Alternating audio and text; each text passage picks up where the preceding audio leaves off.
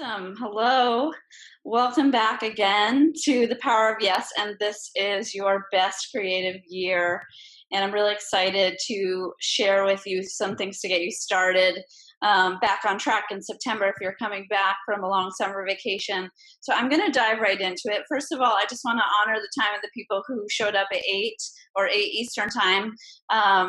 It's a big deal to make a commitment to yourself and to show up for your commitments. So I just want to just say that, and really thanks for coming. I'm going to get right into it. I'm going to start the slideshow, and then when people join, they can just they'll just come right in. If they missed anything, you can see it on the recording. Awesome. Okay. So I'm going to share my screen with you. You'll notice that you're muted right now. So I'll unmute at the end, and then you'll be able to ask questions. But for right now, I'm just going to do all the talking, and you'll have to bear with me for that. Awesome. So this is, again, your best creative year targets, goals, and actions presented by Erin. That is me. And we're going to get right in. So who is this workshop for? Your best creative year is a mini course for independent creators. Yay. What is an independent creator? Well, this is my definition of an independent creator. An independent creator is someone who wants to put something truly new in the world and is willing to take the risk to make that happen. Independent creators might find themselves in any number of different roles or guises, and here are just some of them. Oh, not yet. That's me. Artists, holistic health practitioners and healers, entrepreneurs, activists, change makers, anyone who wants to put something new in the world. What unites all these independent creators is that they're willing to take risks and they want to overcome challenges. So this is me speaking to a large group of people, which is something that I am totally not comfortable doing. But being an independent creator means getting comfortable with the uncomfortable, and not only getting comfortable with, but seeking out new challenges. For many independent creators, the journey to personal fulfillment and economic independence and success is filled with pitfalls, and I want to show you how you can avoid some of them today. So last week, I shared with you some of the lessons I've learned in my 20 years of helping independent creators find success and fulfillment in their work. I showed you the importance of creating a clear vision, 3 processes to help you achieve clarity, as well as 3 major obstacles to your long-term success. This week, I will share with you some specific tools and strategies to make your vision concrete and actionable. But first, a few housekeeping items. So grab a notebook and pen for note-taking if you haven't already, because I'm going to give you some actionable tools and really mind-altering concepts that are totally going to change the way you think about goals and goal setting. Second, for the presentation, you're all going to be muted. So at the end of the presentation, you'll have the opportunity to ask questions if you've called in via audio or via live video feed. Third, this recording will be available to all participants for playback. Fourth, just get comfy, grab a beverage, find a comfortable seat, stay hydrated. And fifth, there is some adult language in this presentation, so put headphones on if you are in a room with children, and if profanity offends you, know that I might not be the best guide for you today. It's not that I'm a total potty mouth, but I sometimes drop an occasional F-bomb for emphasis, so don't shoot me. First, though, I want you to get present. I want you to have the best experience here today. So before we dive into the presentation, let's check in and see how present you are right now. I have a lot I want to share with you, and if you're multitasking, then you're probably going to miss most of what I'm saying, and that's a waste of time for both of us. If you've got a whole bunch of tabs open in your browser, or you're scrolling through Instagram or returning that text, you know the one I'm talking about, or swiping on your dating app, just let it go for now. The world will not end if you aren't checking your email this minute, I promise. Money back guarantee. So for the next 30 minutes, just know it's okay to relax. With that in mind, put your phone on silent and out of reach, and then take a moment, if you haven't already, to close out of or turn off all the tabs, buzzers, and programs. I value my time and yours, and I've jam-packed this presentation with information and resources I know can help you. So give yourself a break and give yourself permission to take things easy and just do this one thing at a time. I promise I'll make your time worth it. All right, yay. So we're ready to party. First things first, we're going to start with a recap of last week. But before we dive in, one last housekeeping item. If you're going to be really upset when I tell you about a really special and exciting offer to go deeper with me at the end of this presentation, maybe this isn't the right presentation for you. This webinar is the start of a journey that I take with my clients. So this is just the first few steps, super important steps, and I'm really excited to share them with you. But for people who do want to go deeper, I want to offer them that opportunity, which takes a relationship and a mutual investment. So at the end, I'm going to tell you about the next steps for that. I believe that when you have something offered to the world, then it's your duty, like it's literally your duty to share it. Seriously, you owe it to others to put it in the world. My Get Funded course is a way that I can share tools and strategies that I use with my boutique grant writing clients in a super affordable way and save countless creators hours of spinning their wheels. So I'm really excited to share it with you today. You see, when you create something that you 100% believe in and know will positively impact others, it's super, super powerful. So my aim today is to help you gain that kind of clarity and confidence so you can come out of the bushes, out of hiding, and truthfully, honestly share yourself with the world. So what's holding you back? We shall see, but let's dive into it. All right, cool. First, let's take a deep breath together. Inhaling, exhaling, make it the biggest breath you've taken all day. Place one hand on your low belly and the other hand on your chest. Don't worry, nobody's watching. Breathe in, filling up the entire body cavity with air. Feel your right hand rise as your breath expands in the belly. Then feel your ribs expand as your breath moves up. And finally, feel the left hand rise as your chest expands and your heart softens, breathing all the way up under the collarbones. Exhaling from the top down, let the left hand fall back as air leaves the chest. Feel the ribs knit together, concentrating energy in the solar plexus, your power center. And feel the belly soften as the diaphragm tucks back up under the ribs. Feel your seat completely supported by your chair or couch or cushion.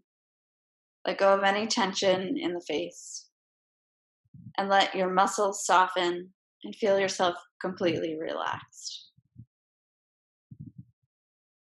Know that there's no better place to be than exactly where you are right now, right here in this present moment. And as you open your eyes and come back to the presentation, see if you can keep some of that relaxed expression. As we go forward, you may want to jot down in your notebook any times where you feel tense. This can be a great insight to help you determine where you might be blocked or stuck. Okay, so now we're grounded. Now imagine what it would feel like to bounce out of bed in the morning full of enthusiasm and eager to confront and meet the challenges that await you as an independent creator.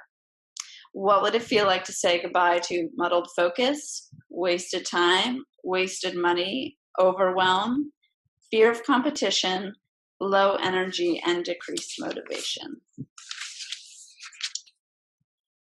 These Power of Yes workshops are about giving you the tools to meet and overcome these inevitable challenges that you will face as an independent creator. So here are some reasons why people decide to become independent creators.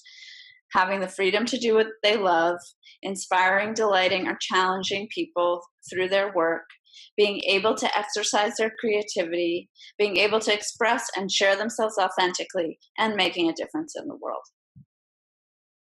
But there are challenges, and part of being an independent creator is facing them. Feelings of isolation, fear, and overwhelm are faced by almost every independent creator, but they don't have to kill your vision. Learning to overcome challenges as a part of the creative journey is what my work with the Power of Yes is all about. The Power of Yes combines mindfulness and creativity to help you build reserves of clarity and resilience and to normalize the inevitable ups and downs of the creative cycle so you don't take setbacks so personally and they don't defeat you. Visions that marry mindfulness and creativity are essential for eradicating negativity bias, which is the natural tendency of humans to focus on negative experiences, opinions, and feedback way more than positive ones. Today, I'm going to show you a powerful way to think about goals so that you can fall in love with ambiguity, learn to enjoy the journey, and put your big, hairy vision in the world. Last week, I walked you through the specific tools and strategies that I use with my private clients, including tools and strategies for clarifying your vision that have an almost 100% success rate when it comes to writing proposals and grants. These are tools to help you clarify, incubate, and illuminate your vision. I also told you about the role that visions have played in my life and how I had to become braver, more visible, more focused to begin to realize that. I told you about the commitments and the ultimatums I gave myself to get there, and also how I got stuck, listening to negative voices around me and negative voices in my own head. We talked about top 3 challenges that prevent independent creators like me and like you from being clear about their vision. Those are fear, perfectionism, and comparison. But then it got more positive. I told you about 3 easy steps that I've used to build resilience in the face of challenges and also tools that I use with my clients. Breaking down the creative process and pointing out where the inevitable challenges will occur, I then gave you some tools that you can use to help you reset yourself in the face of such challenges. I gave you concrete methods and a step-by-step process that you could use to gain clarity about your current situation at any point in time. Those tools are the story, the blueprint, and the roadmap. 3 easy steps. Yay. I told you how to craft a unique story, to take inventory of your past, and most importantly, to learn to tell a story that emphasizes your resilience and sets you up for success. I also told you ways to honor the unique characteristics, talents, and gifts that you have to share with the world that no one else can. Next, we talked about the blueprint, which is like an inventory of the present you can use to take stock of where you are in your life right now. We talked about how like increases like and how enhancing one area of your life can bring about success in another. And I asked you to write down some concrete steps for making those improvements. Lastly, we spoke about the vision as a roadmap for your future. We discussed how important it is to link the vision of your ideal future with the exact emotions you imagine you will feel when you realize that vision. We talked about your emotional brain as your GPS and your supercomputer, running behind the scenes and driving your unconscious choices and habits. And finally, we honed in on ways to unite emotions and vision to form a powerful alchemy that can not only fast track your success, but skyrocket your level of fulfillment. Because your emotions are your compass. They play a far greater role in guiding your experience than intellectual concepts or conscious thought. So by using your emotions to guide you, allowing small successes to lead you to greater ones, you can build yourself a yellow brick road to success instead of a road to nowhere. Unlike the road to nowhere, which is what happens when you chase other people's ideas of success or throw yourself after a bunch of random so-called opportunities, the yellow brick road eventually will guide you home to yourself and to your vision. And having a powerful emotional vision sets you up to face inevitable setbacks that can hamper the progress of any independent creator with the greatest potential for success. You can't control the world, but there are a lot of things you can do to manage your feelings toward it. So those were the 3 easy steps that I shared with you for building a resilient vision. Yay or yes. So because being a visionary is about really going for it. Falling, failing, learning, and getting back up again and brushing yourself off. See how I just did that? And then doing that 100 times over. A close read on the history of success will show you that most people who become successful start out looking a little bit foolish, like I just did right there. So now I'll dive into your best creative year. We're going to talk about goals, and more accurately, we're going to talk about how to take action on your vision, the difference between goals and visions, and some ways to think about goals that maybe you've been accustomed to thinking about them before. So first, what is a goal? A goal is the object of a person's ambition or effort, an aim or desired result. Another way to think of a goal is the destination at the end of a journey or the point that marks the end of a race. It carries with it this idea of finality. It's an ending to something. I'll get more into that in a minute, but first I want to talk about a very special kind of goal, and that is a BHAG. BHAG, a term coined by James Collins and Jerry Porras, researchers at the Stanford Graduate School of Business, which stands for Big, Hairy, Audacious Goal. Collins and Porras surveyed some of the most successful founders of companies in the world and found what they had in common was a big, hairy, audacious goal. No, not that kind of bag. Unlike the Chanel, a goal that takes a long, long time to come to fruition may not seem at all realistic.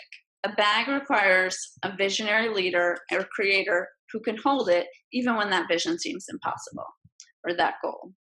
A bag isn't a teeny weeny manageable goal. A bag is something that will change the very nature of a medium, culture, or industry. Take Amazon, for example. Jeff Bezos carried around that bag for nearly 30 years before he got to see it realized as anything close to his original vision. So comparing a bag to a regular goal is kind of like comparing a tiger to your standard house cat. They're entirely different beasts and require entirely different rules of engagement. Life coach Martha Beck has a similar concept to the bag she calls a wig, and it's not that kind of wig either, which stands for a wildly improbable goal. You can think up goals with your rational mind. Those are normal goals, but a wig seems to come from somewhere totally outside of you. It does not come from your quote unquote right mind. You know a wig or a bag because it makes your heart race and your hair stand on end. Also, it seems impossible. Because you can't force a wig or a bag to happen. You can't rationalize your way into it. You can only believe in it and feel your way into its becoming.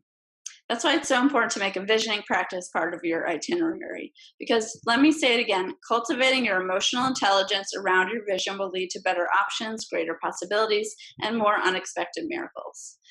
I'm going to get to SMART goals in a minute, but first I want to offer you this powerful distinction between goals and targets. If you're an independent creator and you remember my definition of independent creator, then targets might be better than goals for you. So the definition of the goal, as you recall, was the object of a person's ambition or effort, an aim or desired result. A target, on the other hand, is an objective or result toward which efforts are directed. As I said before, a goal represents a finite point, an ending, but a target is an objective or result toward which one's efforts are headed. A goal is about achievement, but a target is about aiming correctly. See the difference? It's a subtle one, to be sure. Goals are great, and it feels so great to achieve one, especially if you've been after something for a long time. But if you're going to have a big, hairy goal or a wildly improbable one, you may have to make many attempts before you get to that finish line. So what you need instead are the tools to help you know that you're in alignment, and that you are going in the right direction, or if you're way off the mark. For the purposes of action planning, however, it's a great idea to set goals. For instance, I have not only an annual profit goal, but I use that profit goal to break down my projects for the year into quarterly targets, determining how much I can reasonably expect to make from all the activities I am doing, as well as how much time I can devote to each. So goals are super helpful. There are very good reasons to set goals, and moving backwards from goals to take measurable actions is one of them. Most business owners, for instance, amass a graveyard of failed business attempts before they hit one idea that works. So that's one reason why I just make that distinction between a target and a goal, because sometimes it can take a really long time to reach. Reasons to choose targets over goals. So why targets over goals? One is uncertainty. The bigger your bag, the more uncertain it will be. The one thing that independent creators must have if they were to succeed with their sanity intact, that is a curious spirit and an ability to withstand uncertainty and ambiguity. The other is that inherent negativity bias we talked about that can make a small failure feel like a death wish when all it is is a scrape on the knee. So that's a reason to look at targets as well. Perspective is key, and choosing targets can help you keep perspective. If one of your goals falls through, you can go in with the idea that this is a learning process. That will help you build the kind of resilience we talked about earlier. Then you can chalk the missed target up to experience, pat yourself on the back for the effort, and then go about figuring out why you missed the mark and learning how to course correct or get back into alignment. Putting yourself out there takes guts, and more often than not, you can't know the results of something when it's just an abstract concept. So think of the initial stages of realizing your vision as the validation phase, when you're testing something out in the real world and then getting feedback. And know that negative feedback on an artwork, say, doesn't necessarily mean the work isn't good. A lot of independent creators work in incredibly subjective industries where opinions predominate over metrics. But even in metrics-heavy industries, rejection is part of the formula for success. So this is Bill Gates, who says he ended up showing his idea to 1,200 people, 900 people said no, 300 people showed some interest, 85 people actually did anything, and 30 took a serious look, and it's the 11, just 11 out of 1,200 people that made Bill Gates a multimillionaire. Again, rejection is a matter of perspective. I often say to artists I work with who tell me they've been rejected from a prestigious prize or award, if you haven't applied 3 times, you haven't applied. In many ways, success is a numbers game. The more attempts you make to put something out there and the different ways you go about it, the more chance you have that your project will catch fire. So how you develop that flexibility and resilience in the face of uncertainty and rejection is really important. That's the question guiding the power of yes. And I'd like to take a moment to reflect, bring to mind a time when you faced rejection.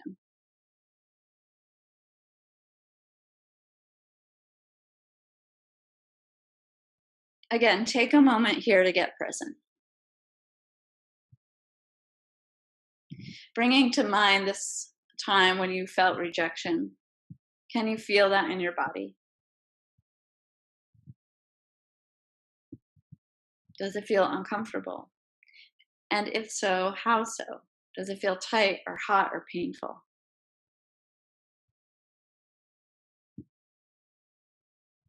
Right now in this moment, I'd like you to meet that ragged edge,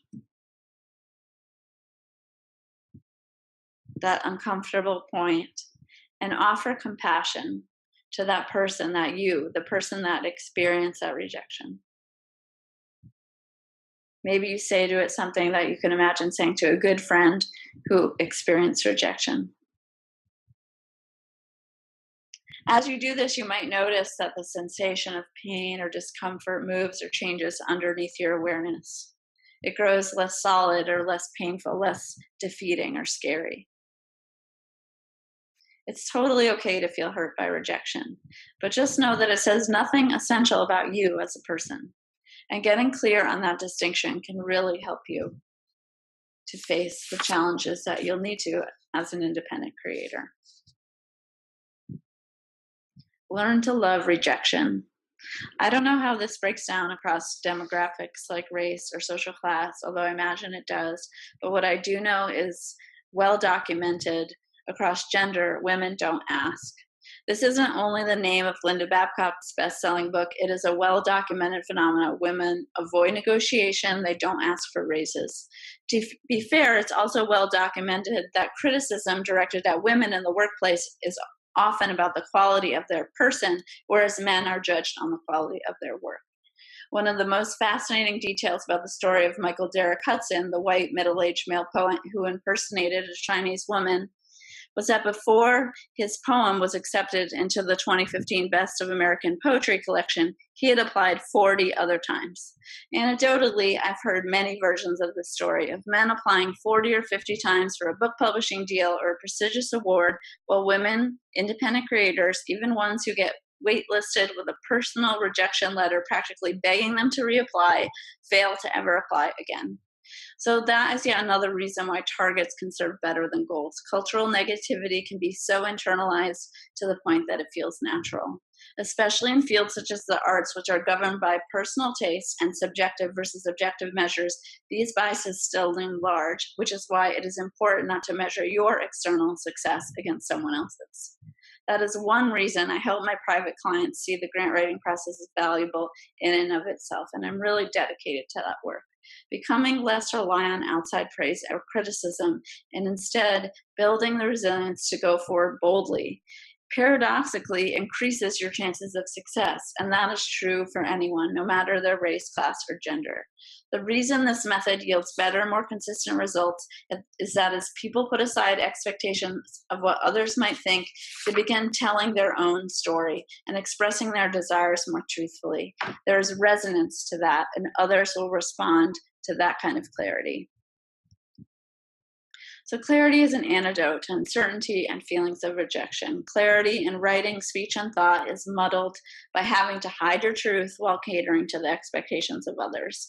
And that is where a lot of goals fall apart as well. They can actually encourage us to be dishonest with ourselves by setting unrealistic expectations and then telling ourselves, I am wrong, when we fell short. Okay, so now we've covered the reasons why targets might be better than goals when it comes to thinking about aims and desired outcomes for independent creators. But I'm going to give you, anyway, a brief overview of the SMART goals concept. So I thought about calling this section the SMART targets, but I don't want to confuse you. I'm going to stick with SMART goals, and you'll just replace it with targets in your head. So let's just agree that I'm using the word goals here, and we'll just keep in mind that distinction. Okay, great. So SMART goals. SMART is an acronym, and that acronym stands for specific, measurable, attainable, realistic, and timely. SMART goals have become gospel in the business world in the last few years and have now made their way into personal development. Oh, stay here. The first step of the SMART system is S, getting specific. Besides not setting goals at all, the other way people set themselves up for failure is they choose really vague goals. Wimpy goals, for example, are I want to lose some weight, I want to make more money, I want to be in a good relationship, I want to live in a nice house. So let's take the last one. It's a goal related to housing. A SMART goal, by contrast, would involve asking specific questions. Where do you want to live? What city or town or area? What neighborhood? What kind of house? How many bedrooms? What will it look like? How much will it cost? Then you actually start to visualize and find examples of homes that match those criteria. And then your list gets even more specific. Measurable. The second initial stands for measurable. Maybe a goal that you have is to make more sales or get more clients or more traffic to your website, or you want to become better known and more reputable in your field.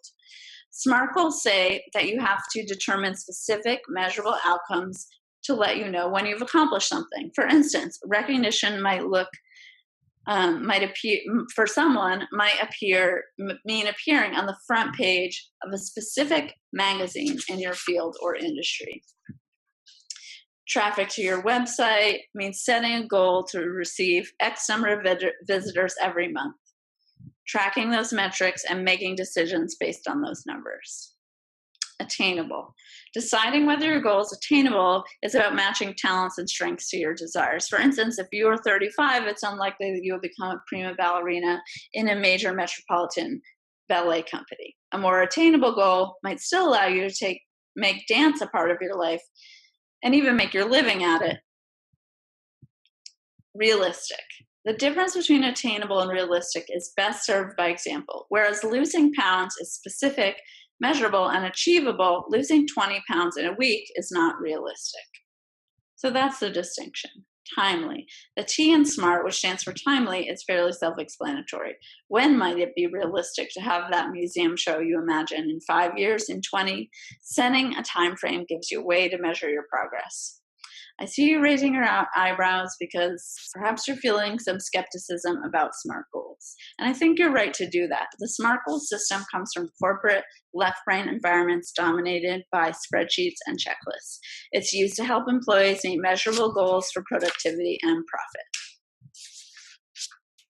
That's why I encourage you to think of these as targets, not goals. Otherwise, SMART goals are just not a formula that can be followed by a lot of founder creators. As we've discussed before, putting something new in the world, that bag or that wig, means setting goals that are unrealistic because they're precisely targeted at changing the nature of reality. Getting to the moon didn't come from setting realistic goals. Building Amazon didn't either. They came from visions, both individual and collective visions held powerfully enough to bring them into reality. Art isn't a realistic endeavor. Instead, what art reveals is that reality itself is a matter of perception. So then, what to do as an independent creator? How do you dream big while still setting amazing goals and targets? So here's a few suggestions for SMART targets. First, get specific. That one's a keeper. Getting specific about what you want gives you direction, and that's totally important. The next is, choose a bag or a wig, because dream-driven goals are goals that get you fired up. Wimpy goals don't generate momentum. They don't get you motivated, and they don't force you to confront the limiting beliefs or self-sabotaging habits that are holding you back. So choose a goal that lights your pants on fire and gets you excited to talk about it. Call it a target, call it whatever. Your bag is a tiger. It is not a house cat. Oh, we're missing. Oh, we're going to go back. If you haven't done your vision work yet, I highly recommend returning to the first video in this series, Get a Vision, and taking yourself through that step-by-step process, clarifying your values and the feelings you want to feel when you reach your goals makes your goals so much easier to attain. Plus, you don't have to wait around. You don't have to wait until you're retired to spend more time with your family. If you want to spend more time with your family, you start doing it now and begin to confront or change the things that get in the way. That is what be, do, have mentality is all about, and that is what successful people do. Left-brain goals, dream-driven goals, goals that uplift are rarely realistic or attainable. You might look at everything around you, say your small apartment or mediocre job, and think this is basically what is attainable for you, but with maybe 1 or 2 small improvements. But goals like dropping 5 pounds or moving to a slightly less soul-crushing job are goals set by a lack mindset. The problem with SMART goals is that they often turn into a list of detours and distractions. They often don't work in the long run because they don't do anything to change your mindset. For instance, evaluate these 2 statements. I want to lose 10 pounds versus I want to feel so much vitality that I literally shine. I want to feel sexy and great. I want to be so fit I can climb Mount Everest. You see the difference? This is why SMART goals sound good on paper but often fail to achieve long-term results. As an independent creator, your goals need to be sexy and compelling, because that's not only what will get you fired up, that is what will motivate people to support, share, love, and buy your work. Your goals need to feel uplifting to you. So that's good. Now we've got these big, hairy goals, and you understand the importance of establishing targets. You're riding the tiger instead of hoarding a million cats. Okay, so how do you actualize these big goals? One is you've got to release negativity bias. If you have a recurrent dream, say of living in a big house in Laurel Canyon, go ahead and let yourself visualize it. The dream police will not come after you. I promise you that. If that's your hang up, the fear of wanting, just know that is yet another form of negativity bias. Stop judging yourself and send those judgments back to sender. No return address. Do it right now. The next thing, and this is really, really where the rubber meets the road in this course, is to establish powerful habits. The number one reason that people fail to meet their goals is that they do not create habits that set them up for success. Give yourself a method, a process, a habit. Again, be specific, such as going to yoga 3 times per week keeps my weight in check and helps me feel more calm and relaxed, as well as stronger and lighter in my body. In that case, you're going to make going to yoga 3 times a week a habit. You're going to put it in the calendar and you're going to track it. And when your motivation lags, you're going to tap into that big, hairy, wildly improbable goal that going to yoga is helping you to accomplish. For instance, feeling stronger and more relaxed makes me more confident and effective in my work and more present and loving in my personal relationships. As someone who is confident and loving in the world, I easily step into positions of leadership. I'm rewarded for my ability to uplift those around me. I create more space for people to be themselves. I'm acknowledged as a thought leader and a change maker by others in my field. That feels a whole lot different than I'm here to lose 5 pounds, doesn't it? You get the picture. So align your habits with your vision. And then reward yourself for taking action, not for dropping 5 pounds or getting that one speaking engagement or award. You can reward yourself for that too. But don't wait around till the outside world acknowledges you. Build reward into your experience. Make it a habit and become your own best advocate and champion first. This is especially important for independent creators. Being a leader means showing up on a consistent basis for the commitments you set. This isn't about meeting other people's expectations. Being a leader means making commitments and keeping them so that you become a person you can trust. Become your own best ally. You and I both know the path of an independent creator is a path of uncertainty. When you have a big vision, outside rewards can take a really long time to come. Your success as an independent creator comes from showing up again and again. Your persistence and commitment to your vision becomes the living testament to that vision's value. Your commitment to yourself shows others that you are trustworthy, and so you become something others want to believe in and trust. Becoming your own best ally is what allows you to develop the resilience that will help you face the challenges of being an independent creator with joy, happiness, and optimism. There's a myth that many creative people carry that pain is the source of creativity, and worry that letting go of suffering means creativity will dry up. I want to tell you that is just simply not true. So to recap, SMART targets, getting specific, finding a bag or wig that suits you, aligning with your vision, releasing negativity, and establishing powerful habits. And finally, rewarding yourself. And remember also to ask yourself, why the fuck not me? What is holding me back from believing in myself? For my own part, keeping commitments to myself, which allows me to fully show up for my clients, is why I have the confidence to launch this course I'm launching through the power of yes. I have an absolute 100% commitment to its eventual success, even if the form or the name or the other details change along the way. I know I can make mistakes and learn and pivot. My vision is to be someone who stands up for the dreams and visions of independent creators and create spaces where people experience that type of confidence.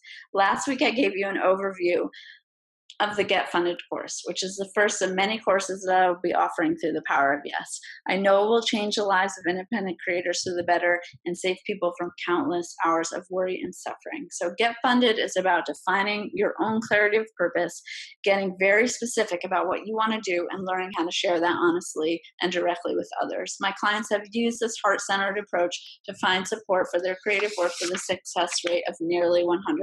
So now I am offering this step-by-step method to you in the form of a comprehensive 5-week program that will walk you through this unique grant and proposal writing process. Here's what it includes.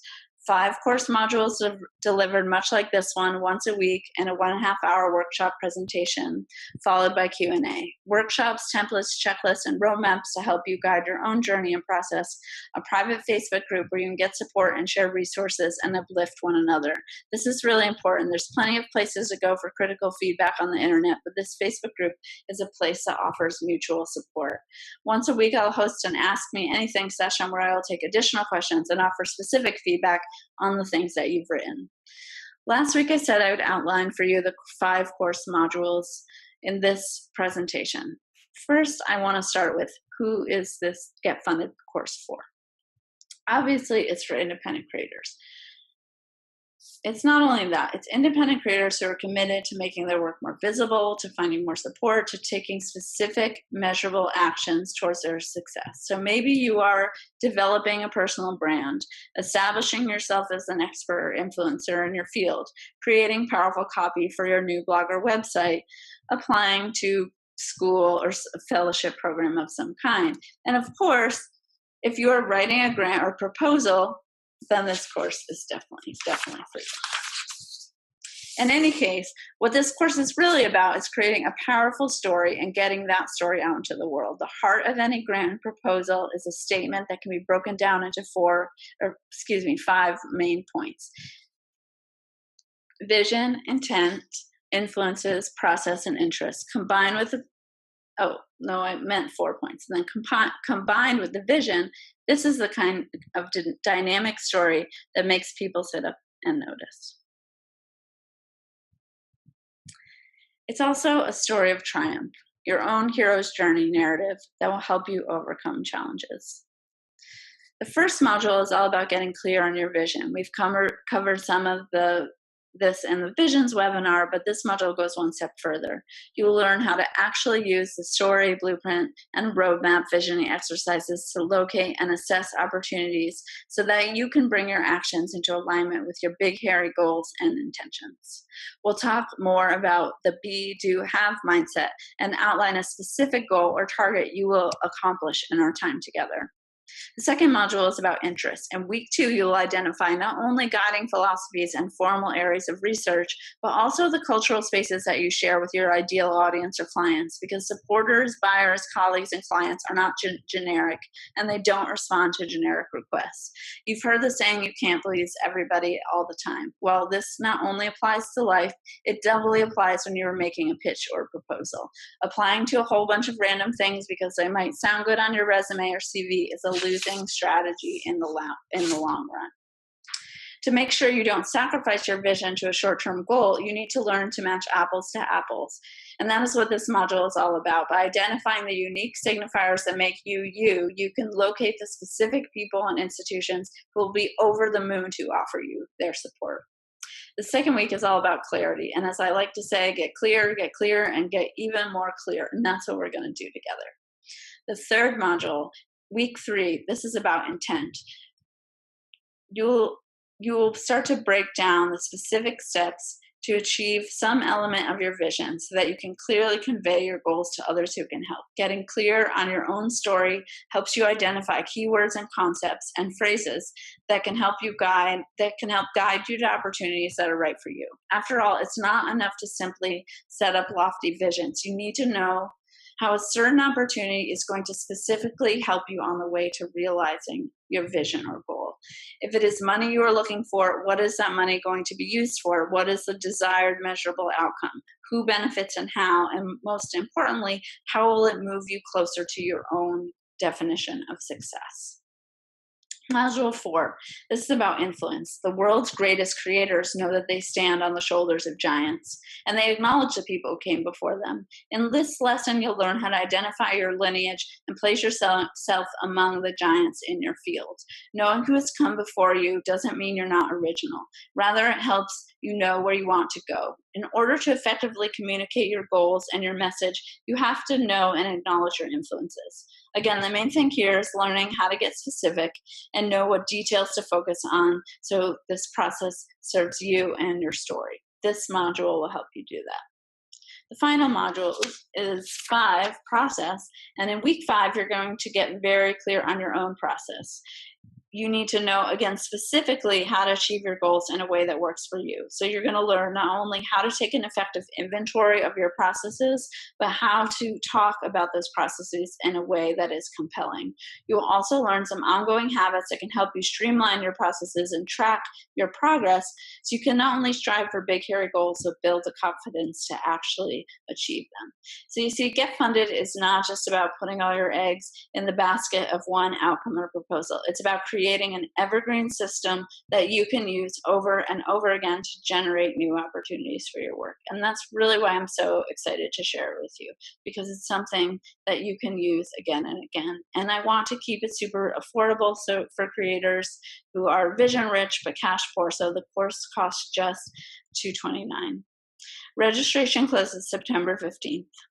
In the meantime, I hope you'll enjoy the other webinars and all the other content I will be rolling out over the next few weeks as I bring Power of Yes online. Tomorrow, you'll get an email in your inbox letting you know how to register for the Get Funded course. And also, you'll be able to review the specific modules, the dates, all that great stuff. In the meantime, follow me on Instagram or like my face. Well, you can like my face too, but you can like my page on Facebook, and don't hesitate to reach out to me with feedback or questions. And I'm going to take those from you in a second. So I'd really love to hear from you. Thank you so much. We did it.